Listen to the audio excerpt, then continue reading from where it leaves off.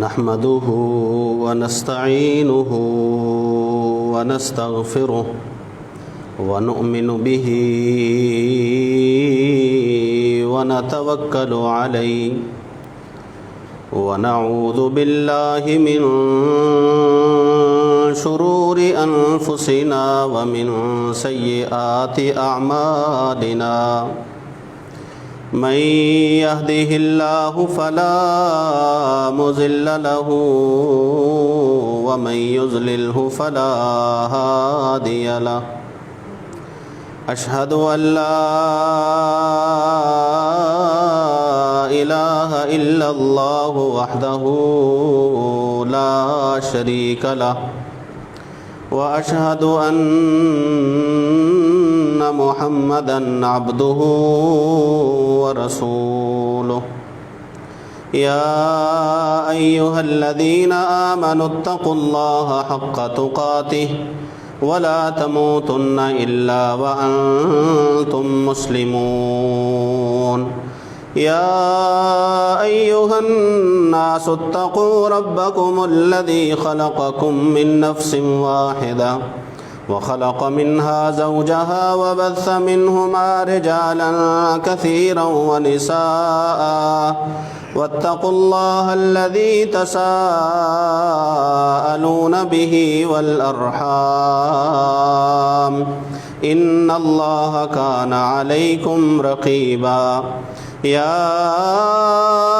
أيها الذين آمنوا اتقوا الله وقولوا قولا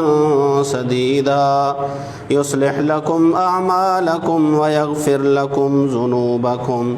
ومن يطع الله ورسوله فقد فاز فوزا عظيما أما بعد فإن خير الحديث كتاب الله وخير الهدي هدي محمد صلى الله عليه وسلم شر الأمور محدثاتها وكل محدثة بدعة وكل بدعة ضلالة وكل ضلالة في النار إن الله وملائكته يصلون على النبي يا أيها الذين آمنوا صلوا عليه وسلموا تسليما اللهم صل على محمد وعلى آل محمد كما صليت على إبراهيم وعلى آل إبراهيم إنك حميد مجيد اللهم بارك على محمد وعلى آل محمد كما باركت على إبراهيم وعلى آل إبراهيم إنك حميد مجيد أعوذ بالله السميع العليم وبوجهه الكريم وسلطانه القديم من الشيطان الرجيم من همزه ونفخه ونفثه بسم الله الرحمن الرحيم والذين تبوأوا الدار والإيمان من قبلهم يحبون من هاجر إليهم ولا يجدون في صدورهم حاجة مما أوتوا ويؤثرون على أنفسهم ولو كان بهم خصاصة ومن يوق شح نفسه فأولئك هم المفلحون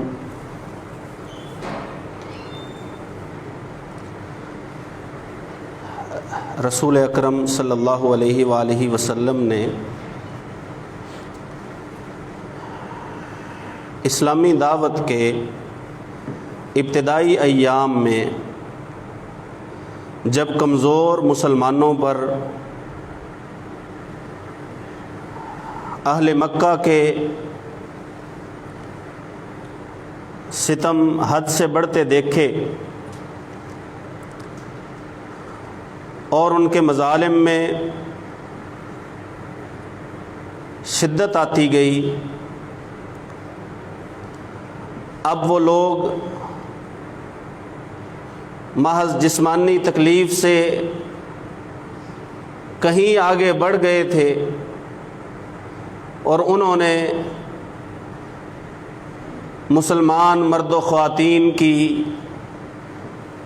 جان لینا بھی شروع کر دی تھی۔ تو آپ صلی اللہ علیہ وآلہ وسلم نے حکمت عملی کے پیش نظر مسلمانوں کے لیے مکہ کو جب غیر محفوظ خیال کیا تو آپ صلی اللہ علیہ وسلم نے بعض مسلمانوں کو جو جا سکتے تھے حبشہ کی طرف ہجرت کرنے کا کہا۔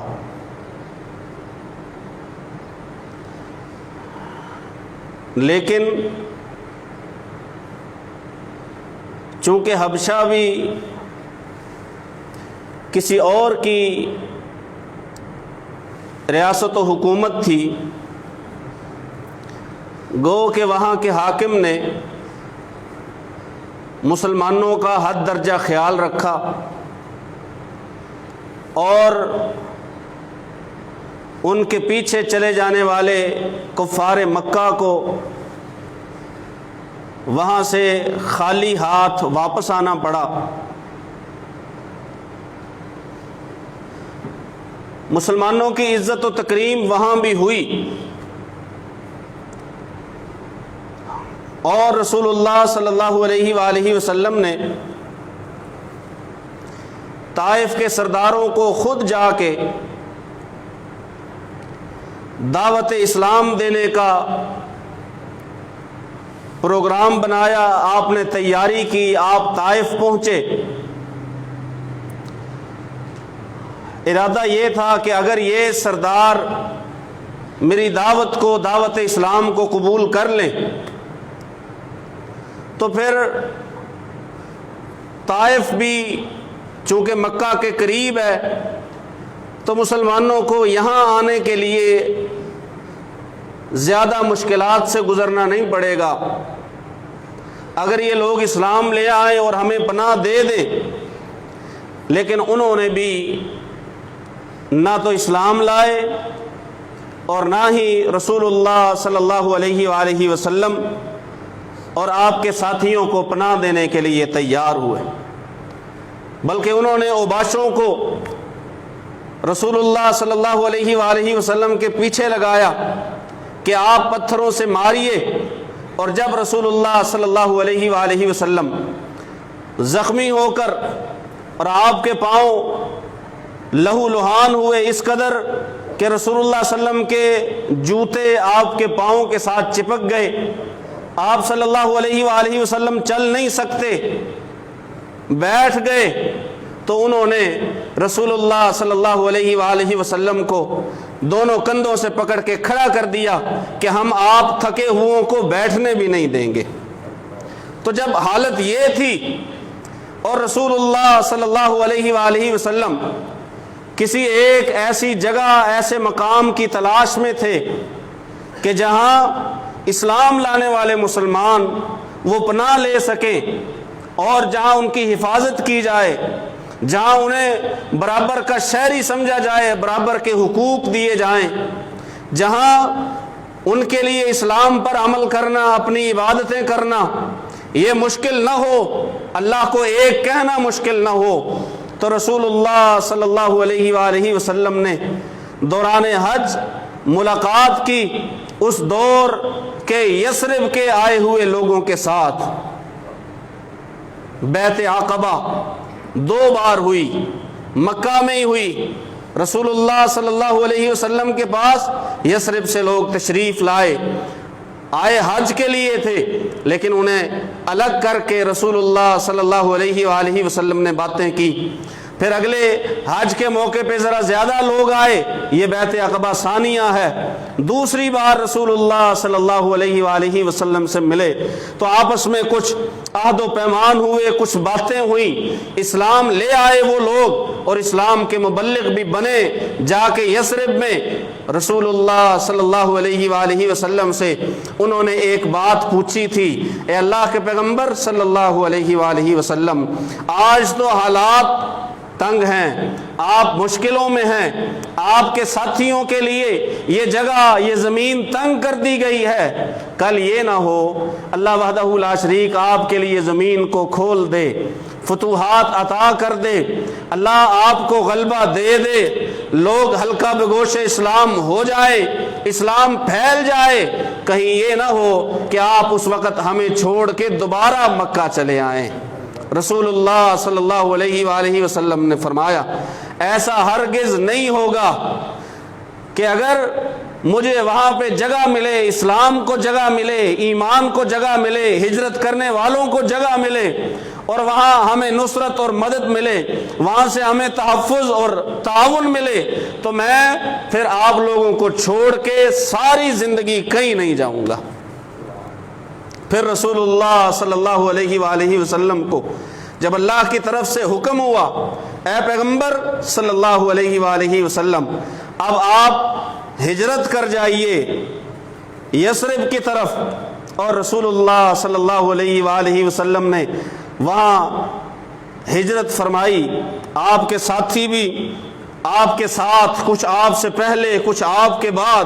مسلمانوں نے ہجرت کی، اور وہاں پہ انہوں نے واقعی جیسے یہ مہمان جو رسول اللہ صلی اللہ علیہ وآلہ وسلم کے ساتھ ہو یا خود رسول اللہ صلی اللہ علیہ وآلہ وسلم ہی کسی کے مہمان ہو، آپ اندازہ کیجئے کہ کس قدر بڑے مہمان ہیں۔ اللہ کے پیغمبر مہمان، سب سے بہترین مہمان رسول اللہ صلی اللہ علیہ وسلم، اور سب سے بہترین میزبان مدینہ کے لوگ انصار، سب سے بہترین مہمان کی مہمان نوازی کرنے والے، میزبانی کرنے والے، رسول اللہ صلی اللہ علیہ وآلہ وسلم کا کئی دنوں تک مدینہ سے باہر جا جا کر انتظار کرنے والے، اور شدت انتظار میں ہر روز یہی جستجو لے کے نکلتے، کیونکہ خبر مل چکی تھی کہ رسول اللہ صلی اللہ علیہ وآلہ وسلم مکہ سے نکل آئے ہیں۔ یہ مدینہ سے باہر کھڑے رہتے، جب دھوپ سخت ہوتی تو پھر گھروں کو واپس آتے، انتظار کرتے رسول اللہ صلی اللہ علیہ وسلم کا۔ بالآخر ایک دن رسول اللہ صلی اللہ علیہ وآلہ وسلم تشریف لائے، اللہ وحدہ لا شریک نے سورہ حشر میں ان لوگوں کا اور ان لوگوں کی عنایات کا، ان کے دلوں کے مخلص ہونے کا اللہ وحدہ لا شریک نے قرآن مجید کی سورہ حشر میں ذکر فرمایا۔ والذین تبوؤوا الدار والایمان من قبلہم، جنہوں نے رسول اللہ صلی اللہ علیہ وآلہ وسلم سے پہلے ہی جگہ پیش کر دی تھی، گھروں کو بھی، گھروں کی جگہ، گھر کے لیے جگہ، اور ایمان کو بھی، ایمان بھی آ چکا تھا۔ یہ دار، مدینہ کا ایک نام وہ دار بھی ہے، گھر، کس کا گھر؟ رسول اللہ صلی اللہ علیہ وآلہ وسلم کا گھر، اللہ کے پیغمبر کا گھر۔ اللہ کے پیغمبر صلی اللہ علیہ وسلم نے پھر اس عرض پاک کو اپنا گھر قرار دیا کہ یہ میرا گھر ہے۔ رسول اللہ صلی اللہ علیہ وسلم تشریف لائے اور ساتھ ہی منع کر دیا کہ لوگ کہتے ہیں اسے یثرب، یثرب کا کیا معنی ہے؟ خرابہ، ملامت والی جگہ۔ وہ سورہ یوسف میں ہے نا، لا تثریب علیکم اليوم، جناب یوسف نے اپنے بھائیوں کو کہا آج تمہیں ملامت نہیں کیا جائے گا، تمہیں کوئی ایسی بات نہیں کی جائے گی جو تمہیں طنز لگے، جو تمہیں تنقید لگے، جو تمہیں اپنی بے عزتی محسوس ہو۔ ملامت والی جگہ، خراب، تجارت پہ یہودیوں کا کنٹرول، اور جو دو قبیلے یہاں کے رہنے والے اوس اور خزرج، وہ ایک دوسرے کے جانی دشمن، کئی سال محض کسی معمولی وجہ سے ان کی لڑائیاں چلتی رہتی، یہ آپس میں جھگڑنے والے، لڑائی کرنے والے لوگ، اور تجارت یہودیوں کے کنٹرول میں، دونوں چیزیں ہی ٹھیک نہیں۔ لیکن جب رسول اللہ صلی اللہ علیہ وآلہ وسلم تشریف لائے، آپ نے کہا اب یثرب نہیں کہا جائے گا، کیا کہنا ہے؟ مدینۃ النبی، کہ یہ نبی کا شہر ہے، یہ رسول کا شہر ہے، جس نے نہ صرف یہ کہ رسول کا استقبال کیا بلکہ رسول کو اپنے اندر جگہ دی، رسول کی مدد فرمائی یہاں کے رہنے والے لوگوں نے۔ اور رسول اللہ صلی اللہ علیہ وآلہ وسلم دعا فرمایا کرتے، اللہم حبب الینا المدینہ، اللہ ہمیں مدینہ بھی محبوب کر دے، کما حببت الینا مکہ، جیسے تو نے ہمارے دلوں میں مکے کی محبت ڈالی ہے۔ بلکہ ایک حدیث کے لفظ ہیں، یا مکے سے بھی زیادہ محبت مدینے کی ہمارے دلوں میں ڈال دے۔ یہ رسول اللہ صلی اللہ علیہ وسلم دعا فرمایا کرتے۔ پیغمبر صلی اللہ علیہ وآلہ وسلم ایک اور دعا فرمایا کرتے، اللہ تجھ سے تیرے پیغمبر اور تیرے خلیل ابراہیم نے دعا کی تھی مکہ کے لیے، میں تیرا بندہ اور تیرا نبی تجھ سے دعا کرتا ہوں مدینہ کے لیے۔ جو جناب ابراہیم نے مکہ کے لیے مانگا تھا، اللہ وہ میں تجھ سے مدینے کے لیے بھی مانگتا ہوں۔ بلکہ حدیث کے لفظ ہیں کہ رسول اللہ صلی اللہ علیہ وسلم نے فرمایا اور اتنا ہی مزید بھی، جتنا ابراہیم علیہ السلام نے مکہ کے لیے مانگا تھا میں اتنا ہی مدینے کے لیے مانگتا ہوں، بلکہ اتنا اور بھی جتنا مکہ کے لیے مانگا گیا اتنا بھی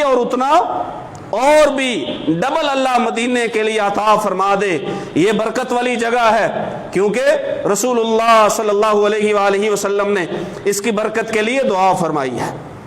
پیغمبر صلی اللہ علیہ وآلہ وسلم کے ساتھیوں میں سے جب کسی کے ہاں کوئی نیا پھل ہوتا، پھل کا موسم آتا، جو سب سے پہلے اترتا وہ رسول اللہ صلی اللہ علیہ وسلم کی خدمت کے لیے لے آتے، رسول کی خدمت کے لیے لے آتے۔ آپ صلی اللہ علیہ وآلہ وسلم اسے اپنے ہاتھوں میں رکھتے اور فرماتے اللہم بارک لنا فی ثمرنا، اللہ ہمارے پھل میں برکت فرما دے، اللہم بارک لنا فی سائنا، اللہ ہمارے سا میں، یہ ماپ کا ایک پیمانہ ہوتا ہے، ماپ کے جس سے دیا جاتا ہے، آپ یوں سمجھیں ہمارے کلو میں، ہمارے سیر میں، ہمارے لیٹر میں اللہ برکت عطا فرما دے، اللہ میرے شہر میں برکت عطا فرما دے۔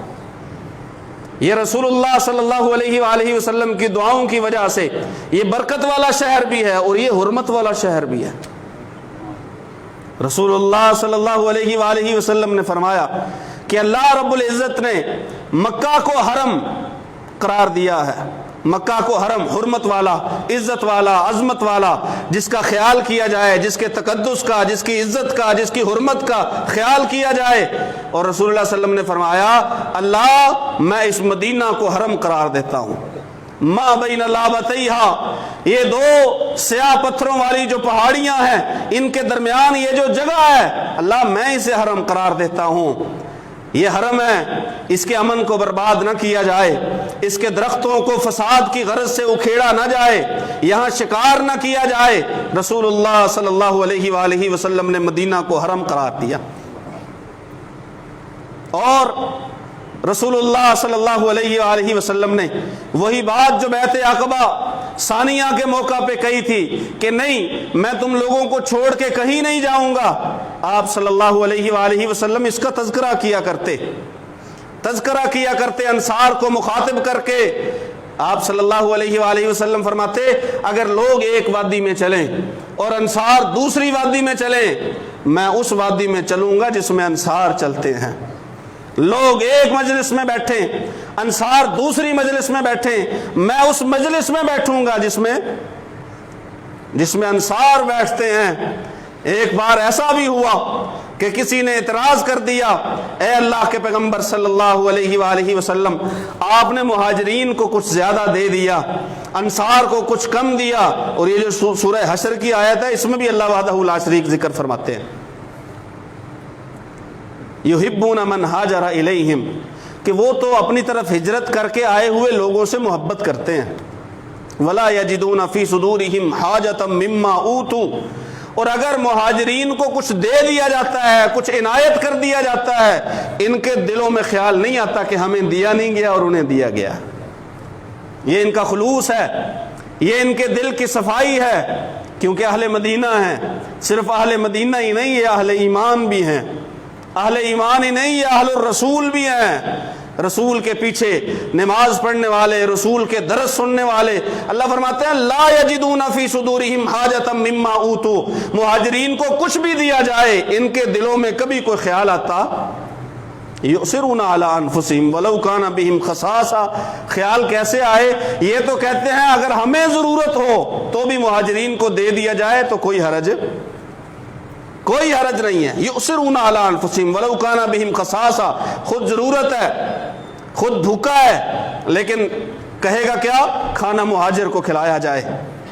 خود پیاسا ہے لیکن کہے گا کیا؟ پانی مہاجر کو پلایا جائے۔ انہوں نے تو سب کچھ بانٹ دیا، دے دیا، یہ گھر آدھا تیرا آدھا میرا۔ رسول اللہ صلی اللہ علیہ وسلم نے جب مواخات کروائی، جب بھائی چارہ کروایا، جب آپس میں ایک دوسرے کا تعارف کروایا، اپنا آدھی تجارت، آدھا مال، آدھا گھر، سارا کچھ جو ہے، چونکہ رسول اللہ صلی اللہ علیہ وسلم نے کہا تیرا بھائی ہے، کہا میرا بھائی ہے تو لے آج سے آدھا تیرا اور آدھا۔ وہ بھی لالچی نہیں تھے جو آئے تھے، جنہوں نے رسول کے لیے گھروں کو چھوڑا، علاقے کو چھوڑا، حتیٰ کہ کئی لوگوں نے اپنی بیویوں کو چھوڑا جو اسلام نہیں لائی تھی، اور کئی خواتین نے اپنے خامدوں کو، شوہروں کو چھوڑا جو ایمان نہیں لائے تھے۔ یہاں رسول اللہ صلی اللہ علیہ وسلم کے انہوں نے کہا ہمیں ان چیزوں کی ضرورت نہیں ہے، اگر مال چاہیے ہوتا تو رسول اللہ صلی اللہ علیہ وسلم کے ساتھ نہ ہوتے، پھر مکے میں رہتے، وہاں لوگ ہمیں آفر کیا کرتے تھے یہ لے لو، یہ چیز لے لو، یہ سہولت لے لو، لیکن ہم نے سب کو چھوڑ دیا، رسول اللہ صلی اللہ علیہ وسلم کو اختیار کیا، مال نہیں چاہیے، ہمیں بازار کا راستہ دکھائیے، ہم تجارت کریں گے، خود کمائیں گے، خود کھائیں گے۔ لیکن بات آج مدینہ اور اہل مدینہ کی ہے، انہوں نے رسول اللہ صلی اللہ علیہ وآلہ وسلم کو، کسی نے آ کے کہہ دیا کہ آپ نے مہاجرین کو زیادہ دیا ہے، آپ نے انصار کے مقابلے میں انہیں زیادہ نوازا ہے۔ رسول اللہ صلی اللہ علیہ وآلہ وسلم نے انصار کو بلایا، جمع کر کے آپ صلی اللہ علیہ وسلم نے خطبہ ارشاد فرمایا۔ آپ نے کہا اے انصار کی جماعت، اے انصار کی جماعت سنو، لوگ گھروں میں اگر مال لے کے گئے ہیں، دولت لے کے گئے ہیں، اناج لے کے گئے ہیں، انصار کی جماعت تم خوش ہو جاؤ کہ تم اپنے ساتھ رسول اللہ صلی اللہ علیہ وسلم کو رکھتے ہو، تمہارے ساتھ رسول اللہ صلی اللہ علیہ وسلم ہیں، تمہارے پاس اللہ کے پیغمبر ہیں، یہ انصار ہیں، یہ اہل مدینہ ہیں۔ اور رسول اللہ صلی اللہ علیہ وآلہ وسلم نے اس پاک سرزمین کو وبا سے اور دجال سے محفوظ قرار دیا ہے۔ رسول اللہ صلی اللہ علیہ وسلم نے فرمایا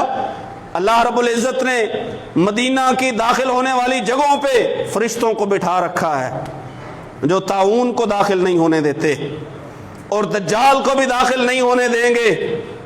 دجال ہر ایک شہر کو اپنے پاؤں تلے روندتا چلا آئے گا، لیکن جب مدینہ کی طرف رخ کرے گا،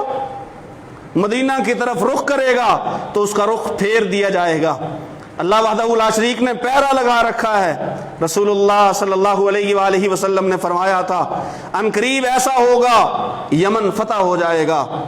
اور وہاں کے لوگ وہاں کے شہروں کو مزین کریں گے اور لوگوں کو کہیں گے کہ آؤ اپنے شہروں سے یہاں پہ کوچ کر آؤ۔ کئی لوگ اپنے اہل و عیال کو لے کے مدینہ سے یمن کی طرف جائیں گے، مدینہ سے یمن کی طرف جائیں گے، لیکن اگر انہیں پتہ ہونا تو مدینہ ان کے لیے بہتر ہے۔ شام فتح ہو جائے گا، تجارت کے مواقع تھے وہاں پہ،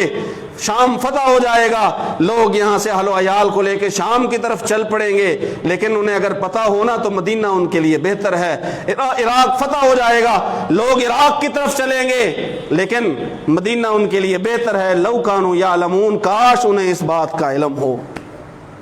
اور ہم نے رسول اللہ صلی اللہ علیہ وآلہ وسلم کی یہ باتیں، آپ صلی اللہ علیہ وآلہ وسلم کے یہ فرامین جب بعد کی آنے والی تاریخ کے تناظر میں دیکھتے ہیں کہ جیسے جیسے مدینہ چھوڑا گیا مدینے سے دوری اختیار کی گئی، ویسے ویسے ہی پھر آزمائش آئی، پھر فتنے ویسے ہی آئے، جھگڑے وہیں سے شروع ہوئے۔ جب تک مدینہ مسلمانوں کا مسکن رہا، جب تک مدینہ دار الخلافہ رہا، تب تک اختلافات نہیں، فساد نہیں، فتنہ نہیں، جھگڑا نہیں۔ رسول اللہ صلی اللہ علیہ وسلم نے فرمایا وَالْمَدِينَةُ خَيْرٌ لَهُمْ لَوْ كَانُوا يَعْلَمُونَ، یہ ایسی زمین ہے، اسے مدینہ منورہ کہا جاتا ہے، کہ جہاں پہ رسول اللہ صلی اللہ علیہ وآلہ وسلم نے آ کے قدم رکھے اور رسول اللہ صلی اللہ علیہ وسلم کے قدموں کی وجہ سے یہ روشن ہو گیا۔ جہاں نظر نہیں پڑی، جہاں نظر نہیں پڑی وہاں ہے رات آج تک، وہیں سحر ہوئی جہاں جہاں گزر گیا۔ یہ منورہ ہے، اسے روشن کر دیا گیا ہے رسول اللہ صلی اللہ علیہ وسلم کے قدم رنجاں فرمانے کی وجہ سے۔ محمد الرسول اللہ صلی اللہ علیہ وآلہ وسلم نے اہل مدینہ کے لیے نہ صرف یہ کہ دعائیں کی ہیں، بلکہ رسول اللہ صلی اللہ علیہ وآلہ وسلم نے اہل مدینہ کے لیے، اور ایک عرب نے اپنی کتاب میں لکھا ہے کہ اہل مدینہ ان کے لیے اسلام اور رسول اللہ صلی اللہ علیہ وسلم ایسے ہو چکے تھے جیسے سانس ہوتی ہے، اور ان کے لیے اسلام اور رسول اللہ صلی اللہ علیہ وسلم ایسے ہو چکے تھے جیسے خون ہوتا ہے۔ اسلام اور رسول کے بغیر انہیں خون کی کمی محسوس ہوتی تھی، اسلام اور رسول کے بغیر انہیں سانس کی کمی محسوس ہوتی تھی، سانس نہیں لے پاتے تھے، اس قدر ان کا تعلق۔ رسول اللہ صلی اللہ علیہ وآلہ وسلم نے فرمایا اگر میرے تعلق سے دیکھا جائے تو جو انصار ہیں نا، انصار وہ ہیں جو قمیض کے نیچے بندہ پہنتا ہے نا، بنیان وغیرہ، وہ ہیں جو جسم کے ساتھ لگے ہوئے، جسم کے ساتھ چمٹے ہوئے، وہ لباس وہ انصار کی مثال ہے، اور باقی لوگ اوپر والا کپڑا ہے جو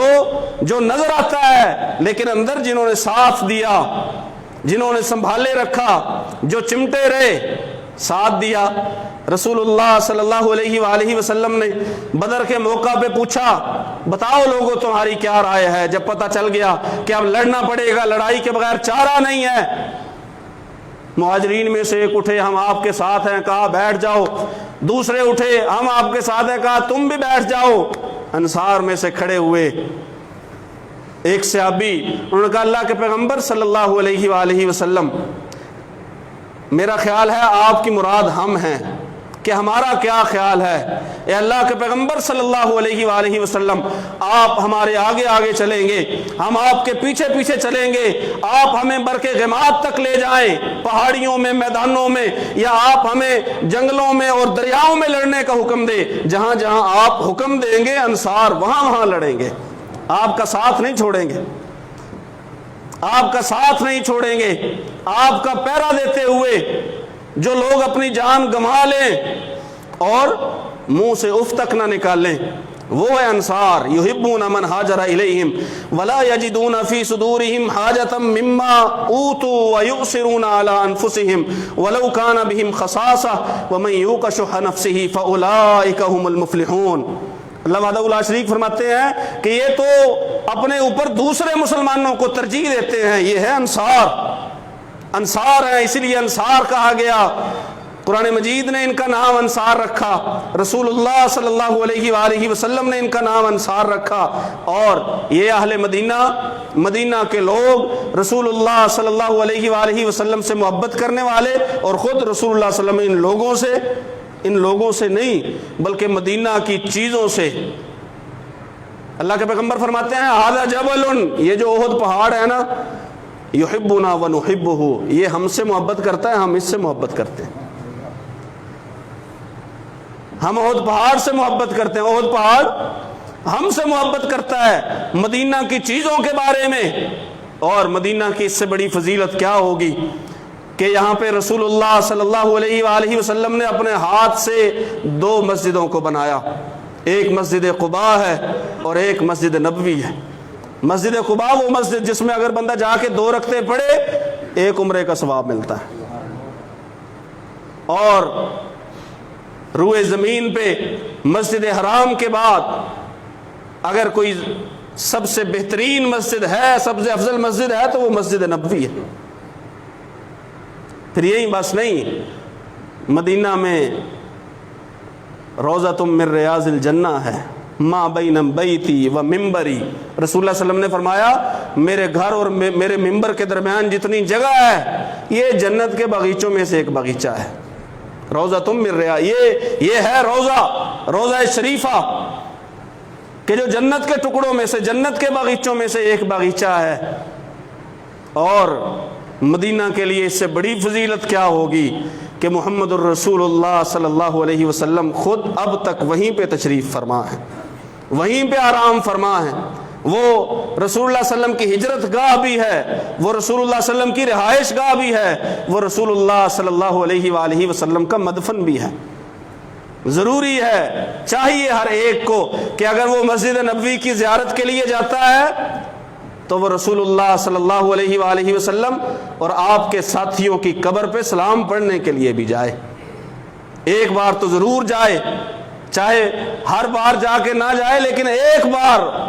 ضرور جائے کہ وہاں پہ رسول اللہ صلی اللہ علیہ وآلہ وسلم کا مدفن ہے۔ نہ صرف یہ کہ مدفن کی زیارت ہے بلکہ وہاں پہ رسول اللہ صلی اللہ علیہ وآلہ وسلم پہ سلام بھی پڑھنا ہے۔ یہ جگہ جس نے اس مشکل دور میں